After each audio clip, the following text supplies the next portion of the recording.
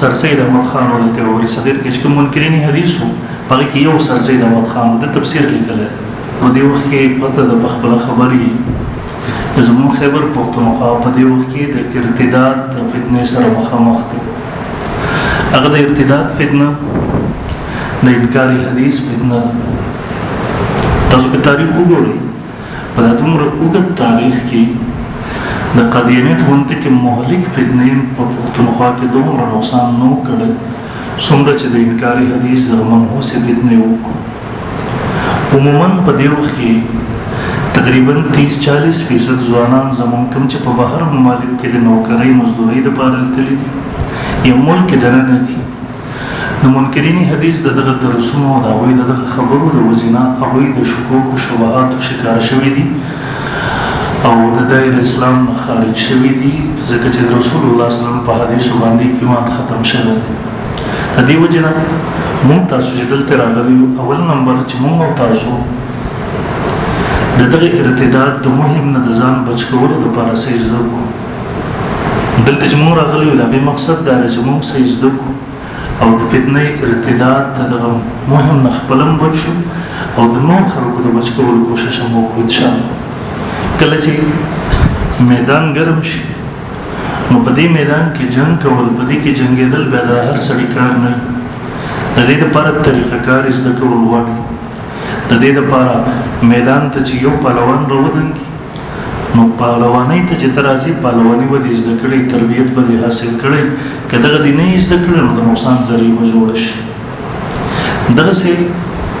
د انکاری حدیث په دغه مهم چې کوم د ارتداد مهم روان دي مونږ تاسو بزانم بچو نورم بچو نو دا غیر لپاره ضروري ده چې په دې موضوع مونږ تاسو زده کړو دا وایي سره د بحث اصول زده کړو طریقه کار زده کړو زه عموما ملګرو ته وایم د اهل باطل چې دي فتنې چې څومره دي د دې کار تخریب دی ورانول زموږ تاسو کار دی تعمیر جوړول تخریب هر سړی کولای شي ورانول د هر چا کار دی تاسو د بازار ته وځئ مزدوران مناسي درته وي رسده پارم وځي ورته الته بلډینګ ورانول دي دا ورانول هر سړی کولای شي د ورانولو لپاره نه د تعلیم ضرورت شته دي د ورانولو لپاره نه د څه قسمه تربیت ضرورت شته نه د څه قسمه انجینیرینګ ضرورت شته بس ورانول دی یو ځینې شروع کی لیکن جوړول دا آسان نه دي د هر چا کار نه دی جوړول لپاره د تعلیم هم ضرورت شته د تربیت هم ضرورت شته ته به انجینیر راولې ګلکار راولې مټیریل راولې نو مخکې وعلى کار کوي کله نه جوړول نشي کېدای ورانول هر څوک کولای شي جوړول هر څوک نشي کولای نو ورانول لپاره د څه قسمه تربیت او تعلیم ضرورت نشته د جوړولو لپاره د تعلیم او تربیت ضرورت شته د منکرین حدیث کار سره څومره چې باطل دی قادیانیان دي نور څومره چې دا وی کار تخریب دی ورانول زموږ تاسو کار تعمیر دی هغه کې چرته د اردو رساله وکتل نو هم دغه تخریب کول شي لیکن تعمیر کم چې مونږ تاسو کوو دا د هر چا کار نه دی ته مونږ تاسو دلایل زده کوو د دلایلو په اساس سره خپل ځان لیس کوو نو مخکې به ان شاء الله په دغه میدان کې چلیږو دویم نمبر نن موضوع چې مونږ تاسو شروع کوو دا دومره اهمه ده د رسول الله صلی الله علیه وسلم د ذات دفاع ده دا رسول الله صلی الله علیه وسلم د رسالت دفاع ده دغه سی وایي دا د رسول الله صلی الله علیه وسلم د عزت دفاع ده کله چې دا قدینت فن راپورته شو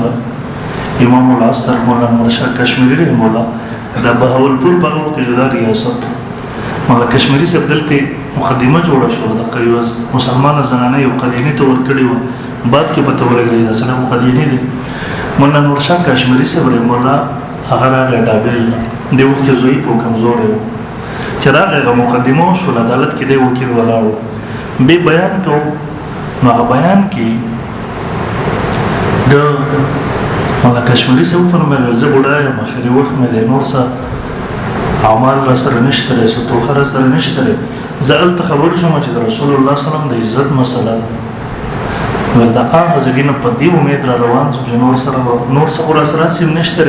شاید دغه زما د نجات ذریعہ وګرځي مولانا عبدالقدیر صاحب شیخ الحدیث د شاګردو هغه ورته ورته حضرت تاسو ته بل څه نشته که تاسو جنتی نه بده او کې بل څه ورو جنتی نشته ذکر دې په ژوند په قال الله قال رسول کې تیرېدل نو وی فرمایل ول ها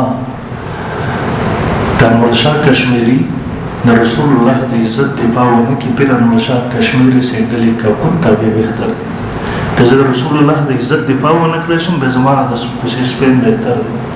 نو زموږ تاسو اوله ذمہواری جوړیږي چې موږ تاسو د عزت کو عموما زګه پروګرامونو ته زم بیانونو ته نو دې کې زدا فتنه خامخا چړم د منیر شاکر والا چې کومه فتنه ده ډېر زګونو کې علما وي دغه سم سره ملاو شي ما ته وي د تجسنه په عقلي دلایل او په نقلي دلایل خبرې کې زمونږ مقتدیانو کې ډېر خلک دغه فتنې پسې ورپسې دي متاثر دي هغه شکار دي موږ په دې باس نه کوئی وجه داس خبرې وکړو دغه وجه دا ما کې دغه ته رجوع کړي زه د فتنې سره لګیا یم موږ تاسو وخت نه ورک مدام تاسو وخت ورکړی د رسول الله صلی الله علیه وسلم د عزت د دفاع د کولو طریقه موږ زده کوو دلته دا ناس ته یو مې او زموږ استادو ته په صحیح نیت موږ ناسو د زموږ د نجات ذریعہ ګرځي ان شاء الله ورځ دلته د انکاري حدیث کومه فتنه شروع شوه د منیر شاکر نه شروع شوه زه په غیر واستواز کو ودلته راځو د انکاري حدیث فتنه په اړه کې مختصر یو څو خبرې کوو بیا اصل بحث ته ان شاء الله ورځ ټیک ده کنه تاسو سره نو څه نشته ده تاسو لاندې وګورئ مناسب مذهبي لحاظ سره پروي زمين باندې بشمار فتنه ظاهر شوه پر مقدس مکه باندې فتنه ظاهر شوه دي مستقبل کې منورم ظاهري لیکن فتنه انکاري حدیث په ټول کې یو دغه څه فتنه را چې د اسلام بنیاد نړۍ منهدم کړي دا خطرناک ده نمبر 2 توجه کوي معلومات د قرآن مجید د نزول د وحی د نزول د زمانه نه واخله تر اولنۍ صدۍ پورې چې کوم پاک زمانه کوم چې زموږ استاد سره لپاره بنیاد د اسلام لپاره کوم وخت چې زموږ استاد سره دین بنیادی خوندل کېدو به ورسته محفوظه لري کېدو به دغه تدوین کېدو به په دنیا کې خورېدو دغه وخت په دغه وخت کې د نزول قرآن د زمانه نه واخله تر اولنۍ صدۍ پورې احادیث د وجدیت نه چا انکار نه دی اولنۍ صدۍ چې کله تیر شو او د فتنو ظهور وشو په دې وخت کې یو فتنه د معتزله راپورته شو له مخکې لباس کو نو په دغه صدۍ کې د احادیثو نه انکار شروع شو او چا شروع کو معتزله شروع کو ولی شروع کو مخکې باندې باس کو دوی ته وګورئ نمبر 2 نزول د زمانه نه واخله تر اولنۍ صدۍ پورې ټول حدیث بغیر د قسمه تفصیل نه متفقه تور باندې حجت ګڼل کېدل او حسب مراتب عقاید اعمال اخلاق او معاملات کې د قران نه بعد احادیث صحیحه بغیر د شک نه دغه استدلال صحیح ګڼل کېدل په عقایدو کې استدلال کېدل په اعمالو کې په اخلاقو کې په معاملاتو کې تر دې پورې چې فتنې راغلي هغه فتنو کې یو فتنه معتزله او توجه کوي ماته مناسب ګوري په دې امت کې اولنۍ صدۍ نو وروسته نزول د زمانه وروسته اولنۍ صدۍ نو وروسته انکار شروع شو دا چا شروع په دې امت کې اولنۍ فتنه کومه یو چې هغه د حدیثو انکار شروع هغه معتزله او فتنه هغه چا فتنه معتزله دا معتزله هغه خلک چې هغه د دلایل په مد کې یو دلیل خپل عقل ګرځو او دا عقل د ټول دلایلو په پاسه کو تاسو توجه وکړئ ګورئ د شریعت احکامات د خلاف العقل نه دي د شریعت یو حکم خلاف العقل نه دی خلاف العقل نه دی د شریعت یو حکم خلاف العقل نشي کېدی البته ماوراء العقل کې نشي زموږ عقل وړو کې کله کله با زموږ عقل چې دی یو خبرې ته ور دي رسای نشي کېدی زموږ عقل ډېر وړو کې دي نو د شریعت یو حکم خلاف العقل نشي کېدی البته ماوراء العقل کې نشي معتزله بس کول د شریعت حکم به راوړو خپل عقل په پیمانه باندې به تلو نو چې د عقل په پیمانه کې ورانه د انکار د منکرین حدیث چې تاسو ګورئ کنه ورسته به مون باس کو سر سید احمد خان ولته وری صغیر کې چې منکرین حدیث وو هغه کې یو سر سید احمد خان د تفسیر لیکل د معجزات د انبیاء کرام او اخر د عقل په پیمانه تللی دی و یاره موسی علیہ السلام معجزه راخلی کنه چې وګونو وګور کړي وای د وبو فطرت دی وبول موسی علیه السلام نه دی ډوب کړی لہذا دا دروغ دی. نو کوم چې د قرآن مجید نصوص دي هغې کې غلط تعویل وکړي. اور ابراهیم علیه السلام نو سوځولی دی، وایي د اور فطرت ته سوځول، که یې څنګه نه دی سوځولی نو د معجزې نه انکار وکړي او د هغې غلط تعویل وکړي. همدغه مثال د نن سبا منکرین حدیث دی. تاسو نن سبا منکرین حدیث راولئ، په خدای که دا په قرآن پسې راولئ، په خدای که دا قرآن مني، دا صرف په خپل عقل پسې راولئ. تیر کال ما سره یو لایو پروګرام کې منکر حدیث راغی، ما ته تاسو کوم ته حدیث مني اوس په دې دام نو وایي کنه چې موږ حدیث نه موږ طریقه کار جدا ده. ما ته وایي زه هغه احادیث منم چې هغه د قرآن موافق وي، هغه احادیث نه منم چې کوم د قرآن د خلاف. دا موجوده منکرین حدیث هم دغه خبره کوي. زه به انشاء الله په دې باندې مستقل یو واس کې خو دلته مثال په تور وایم. ما دې نه تاسو کو ما تل ملګری ته قرآن ویلې دي، اوس ما سره چې کوم الګ لګیا دی، ما تل ته قرآن ویلې دي، ما ته نه مې دی ویلې. تاسو د منیر شاکر بچی دي دا راواخلئ، په دې کې تاسو ته کم یو داسې ښکاري چې دله به قرآن ورځي. په قرآن په ترجمه پوهېدل، د هغې په معنا او مطلب پوهېدل سوال نه پیدا کېږي چې په 100 کې 1% هم دا پوهېږي. دا خو د منکرین حدیث کتاب وګوري، سار له د هغې هغه مطلب هم صحیح نه شي ویلی. دا په سواد کې یو برکت پر باندې تاسو کتلی و که نه، دغومره اهلیت هم نه لرو، مترجم به ورسره و، د دې نه بیا هغه لفظي ترجمه د مترجم نه به هم صحیح نه شو کولی. اوس د دې نمونو دعوه دا ده چې دا پوره امت په قرآن نه وپوه شوی، زه پوهېږم، او خپله ورسره د منکرین حدیث کتاب ورسره دی. تاسو به د منیر شاکر چې مردار شو، تاسو به لیدلي و د یو زوی څه وویله، دا تاسو په ذهن کې دا خبره راوستل غواړم. ښه تاسو هغه جمعې بیان یې اورېدلی و، وایي اعوذ بالله من الشیطان الرجیم لو کان فیهما آلهة الا الله لفسدتا. الله د توحید دلیل بیانوي که په ځمکه او اسمان کې د الله نه سوا نور معبودان وي، حق معبودان، نو په ځمکه اسمان دا نظام به فساد به پکې پیدا شوی وي، تباه شوی وي. خو ځمکه او اسمان په دې نظام کې فساد نشته دی، صحیح روان دي. نو د دې معنی دا ده چې د الله نه علاوه بل خدای،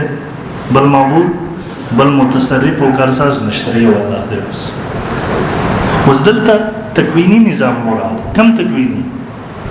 ورځ راځي، شپه راځي، یخني راځي، ګرمي راځي، تیاره راځي، رڼا راځي، پچا بیماری راځي، پچا مرګ راځي، دا تکوینی نظام دی، دغه ورنه مراد دی. لیکن دی څه وایي؟ وایي زما پلار پکې یو ناشنا تفسیر کوو. دا اوس چې کوم محققین دي ناشنا تفسیر چې وایي ته ووایي سګن راوباسي د ګېډې. ناشنا تفسیر مه کوه، کوم چې د سلفو نه مونږ ته پاتې دی بس هغه تفسیر وکړه. ته بس څه ناشنا تفسیر مونږ ته کوي. دلته یې راوله، دلته راځه. نو دی اوس څه وایي؟ وایي زما پلار پکې یو بل تفسیر کوي. قرآن مجید کې الله تعالی فرمایي چې د الله نه سوا بل معبود نشته دی. دلته راځه، دلته ځکه ځمکه کې فساد نشته دی. نو ځمکه کې خو مونږ ګورو فساد شته دی، ځمکه کې وایي فساد شته دی، هغه وایي مونږ ګورو. ځمکه او اسمانونو کې فساد شته دی، لکه وایي دې نه معلومیږي چې معبود خو بل د خدای نه سوا نشته دی، خو خلکو جوړ کړي دي. او فساد څه ثابتوي؟ وایي دا خلک قتل کوي، دا خلک غلاګانې کوي، دا خلک نور ګناهونه کوي. هلکه دا خو تکوینیات نه دي، په قرآن کې خو تکویني نظام مراد دی. قرآن مجید کې دا قتل سزا ذکر شوی د قصاص که نه، د غلا ذکر شوی دی که نه؟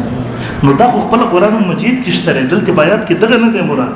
نو د یو سړي ټول علم دغومره وي، هغه وایي 1400 کاله امت، 1400 کاله مفسرین په قرآن نه پوهېدل، ځکه پوهېږي اوس دغه نمونې دي. نو بهرحال ما قصه کوله تاسو ته،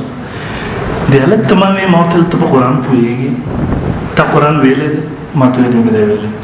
ما ورته له حدیث دی ویلی دي؟ ما ته ویې نه دی ویلی. ما ورته بیا به تا ته څنګه پته لګېږي چې دا حدیث د قرآن موافق دی که خلاف دی؟ ځکه تا خو نه قرآن هم ویلی دی نه دی حدیث ویلی دی، او ته وایې زه هغه حدیث منم چې د قرآن موافق دی، او تا یو هم نه دی ویلی، نو څنګه به ورته پته لګي؟ اوس د ټولو ذهن دا دی. بله ورځ د دې نه هغه یو چې حفظ الله مولوي صاحب د دې نه توبه وویستله، توبه طیب شو، نو هغه د دې تعارف کړو. دا ټول 9 کسان دي دلته. د ضلع پېښور امیر چې کوم دی د رکشې ډریور دی، مدرسې په شام کله نه دی تللی. اوس د دې سړي هم دعوه ده چې دا ټول امت په قرآن باندې نه پوهېدو، زه پرې پوهېږم حدیث د قرآن خلاف دي.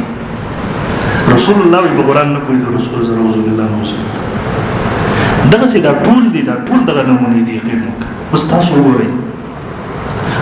قرآن یو نه دی ویل نه حدیث ویلي کوم خلکو چې ژوند او زندگی د قرآن او حدیث پڑھنا سیکھنا سکھانا ژوند او زندگی په دې کې تیر کو د دیو دا ور دغه خلک نه پوهیږي وي مونږ پوهیږو قرآن نو ما ورته ویل د ټولو دا حال دی ما ورته ته قرآن هم نه دی ویل حدیث هم نه دی ویل بیا به تا ته څنګه پته لګېږي چې دا حدیث د قرآن موافق دی که خلاف ما ته وایي مال الله تعالی عقل را کړی دی زه په عقل باندې معلوم به که نه چې دا حدیث د قرآن خلاف دی که د قرآن موافق دی ما ورته ویل ښه بیا دغسې مه ووایه چې زه هغه حدیث منم چې د قرآن موافق دی حدیث نه منم چې د قرآن نه خلاف دی داسې ووایه وایي زه هغه احادیث منم کوم چې زما د عقل او خواهشاتو موافق دي زه هغه حدیث نه منم کوم چې زما د عقل او د خواهشاتو نه خلاف دي تا کم عقل خپل عقل او خواهش د قرآن نه مخې عمر بن عبدالعزیز رحمه الله د خپله زمانه کې منکرین تقدیر قدریه راوغوښتل د دې ملایانو سره خبرې کولې عمر بن عبدالعزیز رحمه ورته ویل تاسو تقدیر مسله ولې نه منئ دې ورته ویل ځکه چې دا د تقدیر مسله د قرآن نه خلاف ده عمر بن عبدالعزیز رحمه الله ورته وفرمایل ویل دا قرآن خو صحابه ویلی و د نبي علیه صلات وسلام نه یې زده کړی هغوی بیا هم د تقدیر عقیده لرل د دې قایلو د دې نه معلومیږي چې د صحابو فهم د قرآن صحیح و ستاسو فهم د قرآن غلط دی نو موږ وایو د رسول الله فهم د قرآن صحیح و د صحابو صحیح و د تابعینو صحیح و د تبع تابعینو صحیح و 1400 کاله د اسلافو د علماو د امت صحیح و په دې وخت کې څه د رکشې ډریوران دي څه د یو څیز څه د بل څیز منیریان د دې فهم د قرآن غلط دی نو خبره مې تاسو ته په دې پورې کول چې معتز په دې امت کې د حدیثو نه اولنۍ ډله د حدیثو نه انکار چا کړی خبره مې زده کړله چا کړی معتزله ولې وکړو ځکه هغوی د دلایلو په مت کې یو دلیل هغه عقل مني نو موږ خبره وویله مقدمه چې د شریعت یو حکم هم خلاف العقل نشي کېدی البته ماوراء العقل کېدی شي ستا په عقل کې به یو شی نه راځي زه به انشاءالله په دې باندې موږ مخکې بحثونو کې یو بحث وکړو نن سبا دا خلک چې دي په تفسیر کې د ټولو نه اول معیار عقل ګرځولی دی هلکه په دنیا کې خو په عقلونو کې تفاوت دی د یو چا عقل یو شان دی د بل چا بل شان بل ورځ ما یو کتاب کتو هغه ډېر تفصیل کړی و چې که هر څیز کې معیار عقل شي نو په دنیا کې به یو څیز هم څوک غلط ثابت نه کړي یا زنا د زنا تاسو ټول منئ چې زنا غلط کار دی مونږ ته وحي په ذریعه سره پته لګېدل الله منع کړی لا تقربوا الزنا او بیا د خور سره زنا د مور سره زنا نعوذ بالله یو سړی به وایي د خور او مور سره زنا جایز ده نعوذ بالله دلیل به څه وي عقل به پیش کړي خور او مور ستا دپاره دنیا خدمتونه کوي تا ته سهولت در رسوي کپړې درله وینځي روټۍ درله پخوي ځای درله صفا کوي بستره درته غوړوي څومره خدمتونه کوي مدام تا ته سهولت د فایدې رسولو یو ذریعه ده دا دې هم کوي نو که ته ورته عقلي دلیل به دې باندې پیش کوي چې دا خو بېحیي ده وایي زه بېحیي منم نه درسره بېحیي څه شی خو چا بېحیي منلی بیا به دې ته وایي چې څه شی نو دنیا کې که صرف عقل معیار شي او هغه د وحي د پاسه شي نو په دنیا کې به یو سیستم ناجایز نه کړي او ستا عقل یو شان دی هغه بل شان دی هغه بل شان دی هغه بل شان دی کوم یو عقل به دلیل نو بهرحال معتزله ولې انکار وکړو د حدیثونه ځکه چې هغوی د دلایلو په مت کې یو دلیل څه ګڼو عقل او عقل یې ووړوکې بعضې څیزونو ته به نه رسېدل نو د هغې په بنیاد به د حدیثونو انکار کوو د درېیم ته وګورئ تاسو اولنۍ فتنه چې راغله فتنو کې هغه معتزله وه نمبر 3 د معتزله اولنۍ پیشوا واصل ابن عطا د پاس هجري کې وفات دی د دې په نسبت باندې د دلایلو په مت کې یو غټ معیار هغه عقل د دې وجه هغه د عقلي د عقل په بنیاد باندې د غټو دلایلو نه انکار وکړو او په نصوص کې غلط تعویلات شروع کړل نس به راغی دې کې به تعویل کوو او خپل عقل بسې به روانو لکه اوس چې د معتزله دي د اطاعت به هم تعویل کوي د قرآن مجید د نصوصو تعویلات شروع به ظالم بچي تاسو ټول مخکې راشئ انشاءالله الحاصل د معتزلو نه علاوه تمام اسلامي فرقو یا منسوب به اسلام چې مسلمانان خو دین نه خو ځان اسلام ته منسوب کوي منسوب به اسلام دې ټولو حدیث حجت ګڼل ابن اعظم فرمایي خوارج قدریه روافض وغیره ټول فرقې د حدیث په حجتیت باندې متفق دي تر دې پورې چې اولنۍ صدۍ نه وروسته متکلمین معتزله راغله او د حجیت حدیث نه انکار وکړو به په زمانه کې په دې باندې علما رد کړل دي امام احمد بن حنبل رحمه الله په زمانه کې امام شافعي سے اصول فقه کتاب الام سوون جل کې رد کړل دي دغه امام احمد بن حنبل کړل دي دغه امام دلته موږ د حواله نقل کړی دي د صفحه نمبر 3 پورې تاسو وخت لاړ شئ مناسب پیغام کو هر دور کې علماء له رد کړل صفحه نمبر 3 باندې وګورئ امت محمدیه صلی الله علیه وسلم اجماعي عقیده امت محمدیه اجماعي عقیده دا چې د قران نرست حدیث مبارکه اهم ماخذ د دین دی اول ماخذ د دین سره قران دویم ماخذ د دین سره یعنی دین به موږ د کم زینا خلو اول نمبر د قران څنګه قران ماخذ د دین دی د دین غستل کی دغه سي اهم ماخذ دویم د دین غسدي صحیح حدیث دي سدي دا وایو بسم الله الرحمن الرحیم د امت محمدیه اجماعي عقیده ده چې په قرآن وروسته حدیث مبارکه هغه مخالف د دین دی شلمې صدې په آغاز کې چې کله تاسو ما ته وګورئ مناسب یو کومنګ ویل چې په اولنی دور کې د حدیثونو انکار معتزله وکړو ولي کړو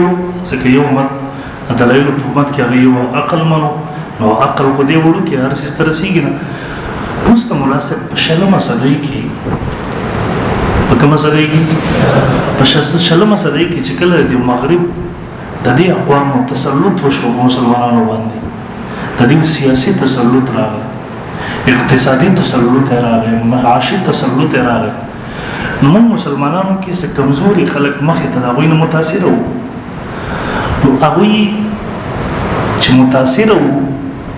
نو هغه هغه تهذیب دلته مسلمانانو باندې مسلط کول وختل داوی په لار کې رکاوټ احادیث د نبی علیہ السلام ځکه په احادیثو کې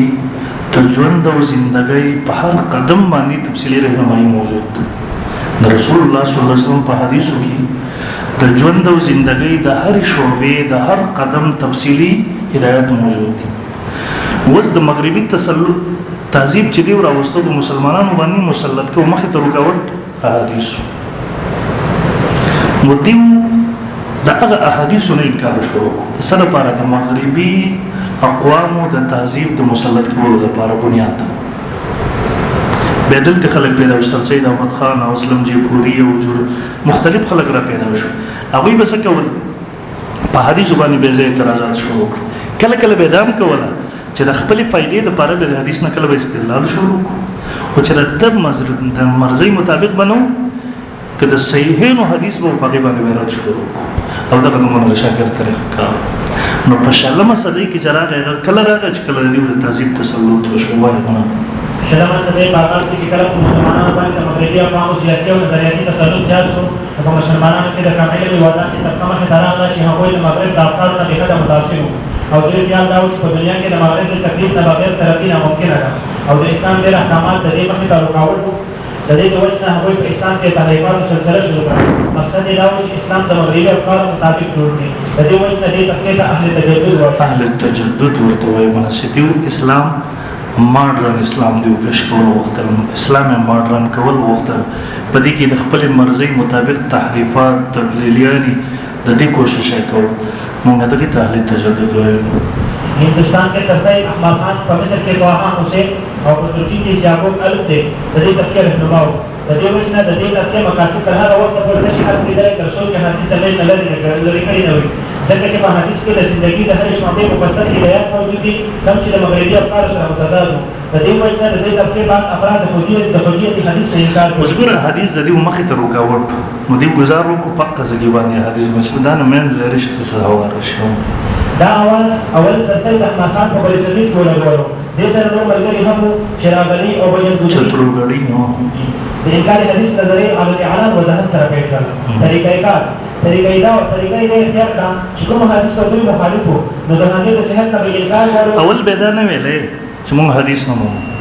خو چې د دیو د نظریه په خلاف دی ول حدیث سره صحیح نه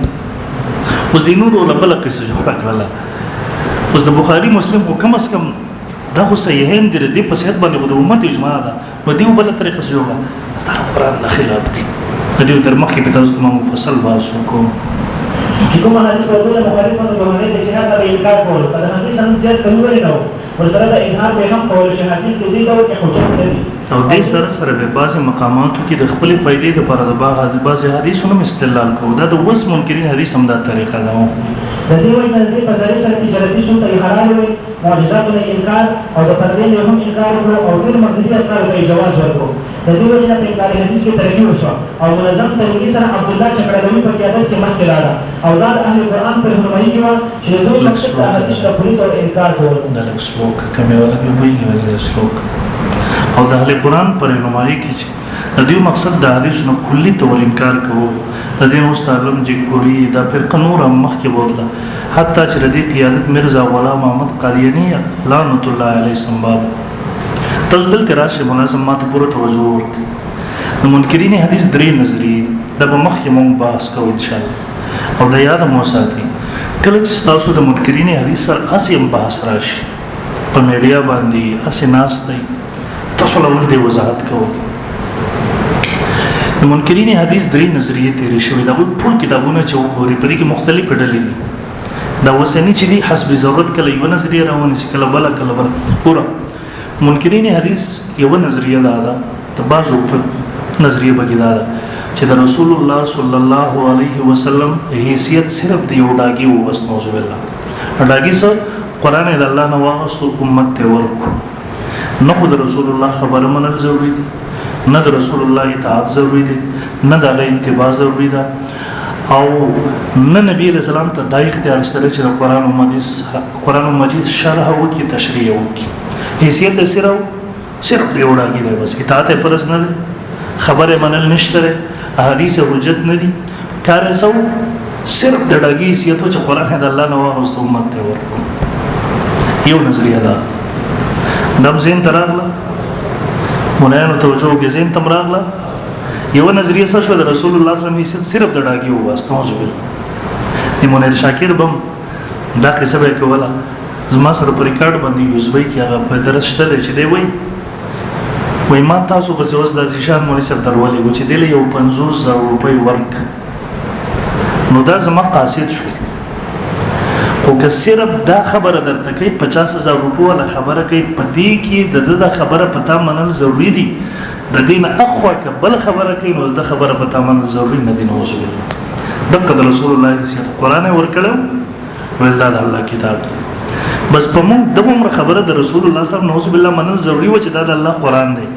که اوس د دې قران مطلب هم ته بیانې که اوس موږ ته رسول الله صلی الله علیه وسلم خبره حکم کوي د خبرې نه منکه نو په موږ باندې لازم نه دی نو وسوله نو یو نظریه دا شو چې رسول الله صلی الله علیه وسلم صرف د ډاګي دی نه حدیث حجت دی نه اطاعت پرزو نه اتباع پرز دا بس د ډاګي حیثیت قران راوړو ورکوم ته دا یو نظریه دویمه د باسو نظریه په کې دا ده چې د رسول الله صلی الله علیه وسلم اطاعت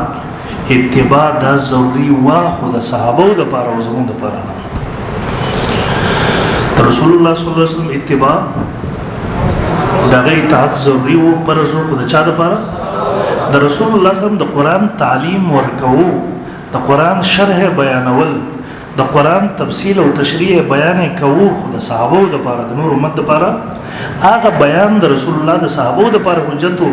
حدیث د صحابه د پاره حجت د نور امت د پاره حجت نه دي به بمرد حکم ان شاء الله عقلا رد به رستو الکه دا رسول الله صرف د صحابه د پاره رسول او د ټول امت د پاره وما ارسلناك الا كافة للناس بشيرا ونذيرا مخکې بیتونه راشي وما ارسلناك الا رحمة للعالمين او عقلا نه غلطه ده سابق اهل لسان او عرب اخو د عربی په فصاحت او بلاغت او استعاره او دې ټول څه باندې پوهه مادری جبه عربه و دې د باریکانو د تفصيلاتونو خبرو عجيبه خبره ده هغه تر قران د تعلیم ضرورت چې رسول الله صلی الله علیه وسلم ورکی زمون نجب عربي د نه د رموزونو خبرو د یو سیز نه خبر یار مونږ ته تعلیم ضرورت نشته د خو عقل نه غلط خبر شو مخکې به وایو درېمه نظریه د منکرین حدیث دا ده وې د رسول الله صلی الله علیه وسلم اطاعت دا واجب دی احادیث حجت دي خبري حجت دي